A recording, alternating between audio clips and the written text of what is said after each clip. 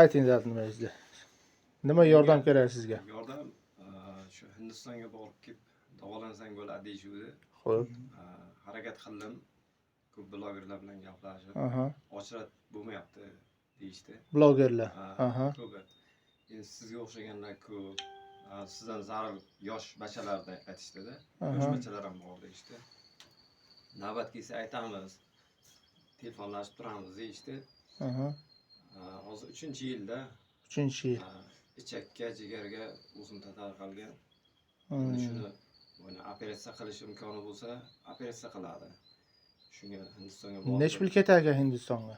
Hindistonga shu $30,000 ketar ekan. $30,000 ketar ekan. Endi ichakka ham o'simta bor, jigarga hamda. O'zlari birdan O'zbekistonga tomografiyaga tushganimda ko'rsatgan edim. Toshkentga hindistonliklar kelib turar ekanda.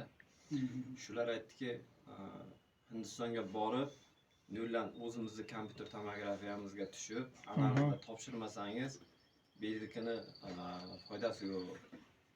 Bunga qarab biz haligimizni aytolmaymiz, biz nima deya olmaymiz dedi. Hindistonga borsangiz dedi, mana analiz topshirasiz, kompyuter tomografiyaga tushasiz, keyin qancha summa ketishini, masalan, operatsiyaga ichakdagi, jigardigini aniqini aytamiz dedi. Lekin ungacha operatsiyaga bo'lgan haligiga ham jarayongacha analizlar topshirib, kompyuter tomografiya bordi keldi. U xarajatlariga ham pul ketagan baribir. Ketadi to'g'ri. Elchixonaga viza olib, dokument qilib borib, samolyotga borib kelgan. Shundoq. Shularga ham endi unga shunga hamki pul yo'q-da baribir. Tushundim. Analiz topshirishga. Mana hurmatli savodbesh insonlar, mana o'zlaring eshitdinglar, o'zlari. Kartangiz bormi? Karta bor. O'zi kartangiz bo'lsa nima qilsangiz, mana kartani bitta nima qilamiz? Mana ko'ngilga borib, mana hozir Fitroza nimasi Arafasga turibmiz.